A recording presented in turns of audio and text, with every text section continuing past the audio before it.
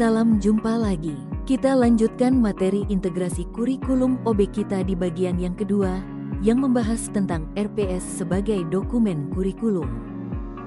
Berikut adalah contoh RPS. Di dalamnya terlihat keterkaitan yang jelas antara CPL dengan CPMK. Setiap CPMK dirancang untuk mendukung pencapaian CPL, sehingga hubungan antara keduanya dapat terukur. Pada contoh ini, kita dapat melihat bagaimana setiap CPMK berkontribusi pada CPL.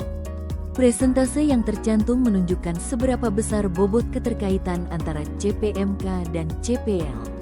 Dengan cara ini, kita dapat memastikan bahwa setiap aktivitas pembelajaran dalam mata kuliah memiliki kontribusi nyata terhadap pencapaian kompetensi lulusan.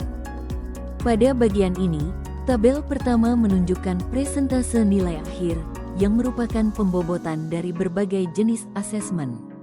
Sementara itu, tabel kedua menggambarkan keterkaitan nilai terhadap setiap CPMK yang menunjukkan sejauh mana masing-masing asesmen berkontribusi dalam pencapaian CPMK.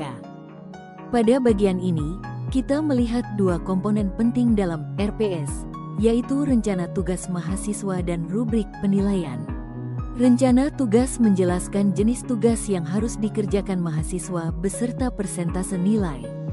Selanjutnya, rubrik penilaian berfungsi sebagai panduan evaluasi yang objektif dan transparan. Pada bagian ini, kita melihat bagaimana CPMK dijabarkan menjadi sub-CPMK, yaitu kemampuan akhir yang harus dicapai mahasiswa pada setiap tahap pembelajaran.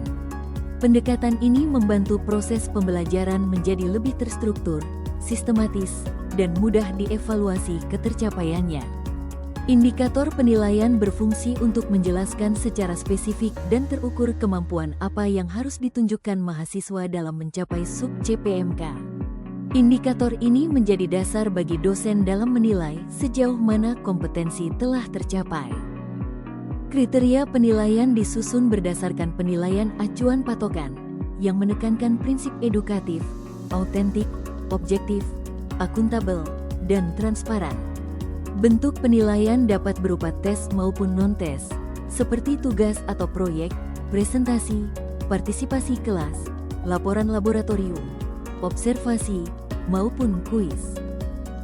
Bentuk pembelajaran dapat berupa kuliah, praktikum, tugas proyek, diskusi, studi kasus, atau bentuk pembelajaran lain yang relevan dengan karakteristik mata kuliah. Sementara itu, metode pembelajaran berfungsi untuk mengarahkan strategi belajar agar aktif dan bermakna, seperti problem-based learning, project-based learning, collaborative learning, atau flipped classroom. Dalam penerapan metode project-based learning dan case-based learning, penilaian dirancang untuk mencerminkan proses sekaligus hasil belajar mahasiswa. Tabel ini menunjukkan contoh pembobotan penilaian berdasarkan tugas, kuis, dan ujian dalam bentuk tugas. Nilai yang didapatkan adalah berasal dari nilai tugas dengan total presentase lebih dari 50%. Proses pengukuran ketercapaian CPMK terhadap CPL dilakukan untuk memastikan setiap mata kuliah benar-benar berkontribusi pada capaian pembelajaran lulusan. Setiap CPMK dari mata kuliah dipetakan ke CPL yang relevan dengan memberikan bobot tertentu sesuai tingkat kontribusinya. Misalnya, CPMK 1 berkontribusi sebesar 80% terhadap CPL 1 dan 20% terhadap CPL 3. Sementara CPMK lainnya dapat berkontribusi penuh pada CPL tertentu sesuai karakteristik mata kuliah. Melalui pemetaan ini, program studi dapat menjamin bahwa seluruh capaian pembelajaran lulusan tercapai secara menyeluruh dan proporsional dari berbagai mata kuliah. Akhir kata, terima kasih telah mengikuti pembelajaran di babak ketiga ini. Sampai jumpa di babak selanjutnya.